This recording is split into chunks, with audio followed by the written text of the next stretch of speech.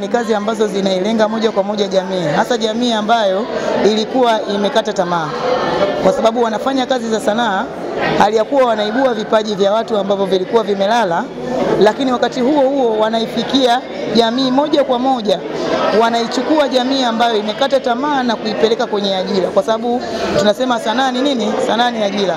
Kwa hiyo mimi binafsi wamenifurahisha kazi wanazozifanya, na ndio maana nikasema moja kwa moja niko tayari kusupport kazi zao katika hali yoyote, iwe mchana, iwe usiku, iwe jua, iwe mvua, iwe wakati wa kiangazi au masika, kwa sababu wanachokifanya baada ya kuja nimegundua wanachokifanya kinaigusa sana jamii, hasa kwenye wakati huu ambao ajira zimekuwa ni ngumu.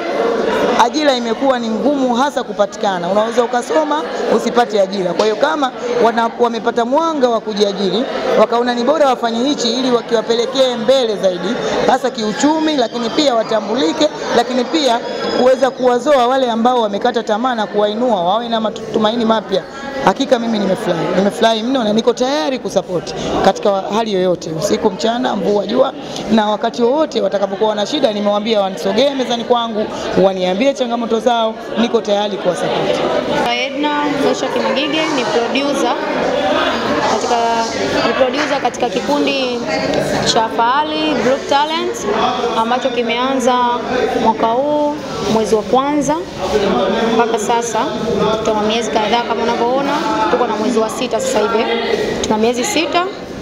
Lakini tukio la leo lilokuwepo, tulikuwa tuna uzinduzi wa channel ya YouTube kwa jina la Fahali Production Film ambayo tumeizindua leo, lakini pia tumezindua series yetu ya Imperfect leo hii ambayo tutaanza kuirusha kuanzia tarehe 5 mwezi ujao kupitia YouTube ili tuweze kuposti kazi zetu tutakazokuwa tunazifanya. Lakini cha pili, Fahali Group Talent tupo kwa ajili ya kuleta vitu vizuri. Kwa hiyo watu wakae tu wakitegemea kwamba tutaleta vitu vizuri bila kupoa.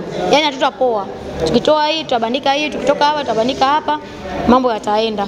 Hakuna kitakacho labda tuseme labda Mungu aamue. Maana sisi tuna mipango yetu, lakini pia Mungu ana mipango yake. Mungu akiamua vinginevyo hatuna la ziada, lakini kama Mungu ataendelea kutupa uhai, aisee, nitegemee tu vitu vizuri na safi sana kutoka kwetu. Yaani asiwaambie mtu nimefurahi mapokeo ya watu. Kwanza watu walivyojaa, sikutegemea kama watu watakuwa wengi kiasi hiki, lakini pia kilichonifurahisha zaidi ni wazazi wetu kujitoa. Maana ukiangalia meza kuu wengi ni wazazi. Kwa hiyo nina furaha sana kwa wazazi kujitoa kwa ajili ya sisi watoto zao. Okay? Changamoto ambazo tumekutana nazo, kwa mfano kama tukwenda kwenye kushuti huko vijijini na msimu wa mvua, changamoto ni kubwa sana. Wakiingia YouTube wataona changamoto tumejaribu kuposti na TikTok, changamoto tulizokutana nazo baadhi. Lakini pia kwa vijana ambao wanatutazama sasa hivi, changamoto ni moja ya daraja ya mafanikio. Huwezi kuyaendea mafanikio bila kupitia changamoto. Lazima upitie changamoto ndio ufike pale unataka. Huwezi kutoka tu. Sijajua, maybe kuna mafanikio yanayokuja bila changamoto, lakini mimi ninavyojua, changamoto lazima upitie changamoto ili uyaendee mafanikio. Wito vijana wajitoe, wafanye kazi sana, wasiogope changamoto, wajitume. Naitwa Bernardina Thomas au Mama Edna ambaye ni producer. Kwa kweli mimi mpaka sasa hivi nashindwa hata niongee nini kwa sababu nina raha. Maana hawa watoto walichokianza mimi niko pamoja nao, nimewasapoti mpaka leo. Kwa kweli nina furaha sana. Yaani nina raha kwa ujumla. Edina ni mwanangu wa pili kuzaliwa. Alipokuja akanambia na kipaji kama hiki,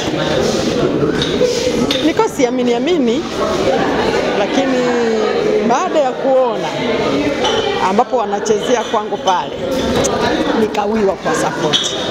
Nimewasapoti mpaka leo hii tumefikia hapa. Siwezi kusema nitamate, bado tunaendelea. Kwa majina anaitwa Ana Arnold, kwa jina langu la sanaa anaitwa Grina. Ninayo furaha kubwa kwa kuanzisha hili kundi. Mimi ni line producer ambaye nasaidiana na producer kwa vitu pale kambini. Nina furaha kubwa kwa siku ya leo na kazi ambayo tunaifanya. Pia na matarajio makubwa sana kwenye sanaa.